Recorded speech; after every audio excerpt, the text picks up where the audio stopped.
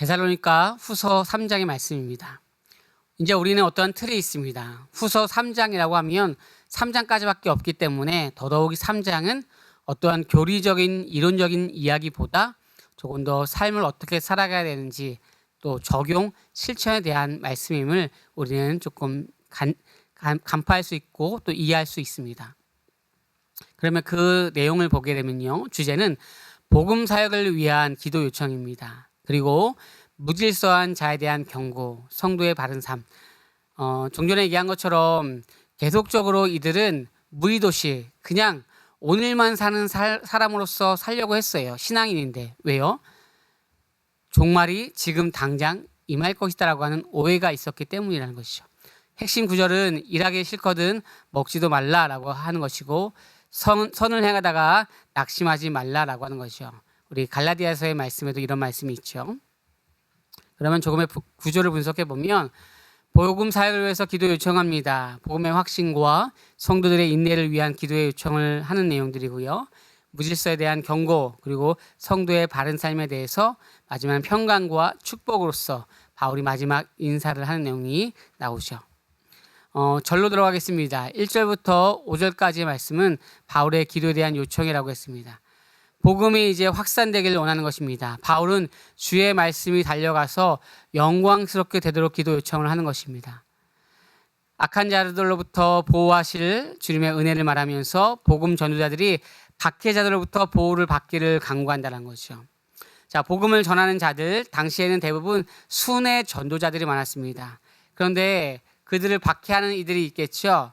그들을 향해서 보호받는 일들을 얘기하는 것이고 또 성도가 보호받는 것들도 얘기하는 것이죠.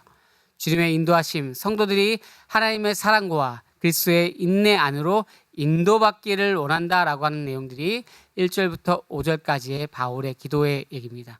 바울은 계속적으로 바울 서신에서 자신이 하나님 앞에 하고 싶어 했었던 정말 기도의 핵심의 내용들로 전체를 마무리하는 것을 우리는 종종 보게 됩니다. 6절에서 5절, 15절까지는 무질서한 자에 대한 훈계입니다.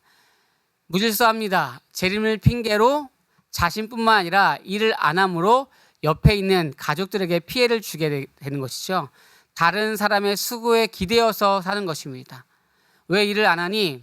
어차피 예수님께서 당장 올 텐데 내가 지금 당장 일할 필요가 어떠한 필요가 있냐라고 하는 생각이 하는 것이죠. 단호한 조치가 있습니다. 일하기 싫거든 먹지도 말라라고 말하는 것이면서 바울의 강력한 권면입니다. 게으름은 공동체를 해치며 교훈을 따르지 않는 자는 거리를 두면서 미워하지 말라라고 권면합니다. 성경에 이러한 또 잘못된 사람, 때로는 이단의 사람들에 대해서 훈계하는 메시지들이 있는데 어떠한 메시지는 혼내고 또 지적하고 그들과 멀리해라라고 하는 디도서의 말씀도 있지만 이들을 미워하지 말고 거리를 두면서 지켜봐라라고 얘기하는 것입니다. 16절과 18절의 말씀은 권면과 축복에 대한 얘기입니다. 평강의 주께서 모든 상황 속에서 성도에게 참 평강을 주시길 원한다라고 하는 그 16절의 말씀 아주 중요한 메시지고요. 우리 마음에 또 외우고 또 생각하면 좋을 것 같습니다.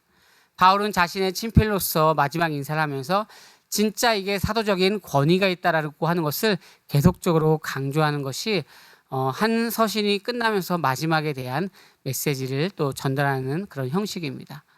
그러면 이러한 전서와 후서를 아우르면서 마지막 적용은 현실 속에서 종말을 준비하는 삶에 대한 얘기입니다.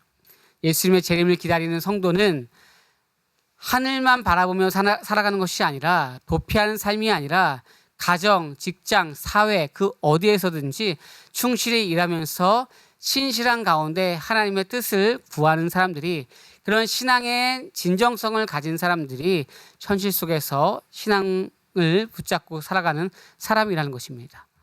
두 번째는 게으름과 무질서에 대한 경계입니다. 교회에서 일하지 아니하면서 간섭하고 그리고 분란을 일으키는 사람들이 있습니다. 이들은 공동체의 해가 되는데 이러한 모습 가운데 게으름 가운데 있으면 안 되고 누군가에게 어려움을 주면 되지 않는다라고 말하고 있습니다. 말씀을 정리합니다. 전서와 후서 전체에 이렇게 재림에 대한 오해가 있었습니다. 그 핵심은 오늘 하루를 정말로 성실히 살아가라라고 하시는 것이고, 또 게으른 가운데 누군가에게 불편함을 주는 것이 아니라 살릴 수 있는 공동체의 모습의 일원으로 나아가라고 말하고 있는 것입니다. 바라기는 오늘 한날도 우리를 통하여서, 나를 통하여서 교회가 살아나는 그런 역사가 있길 예수님의 이름으로 소망합니다.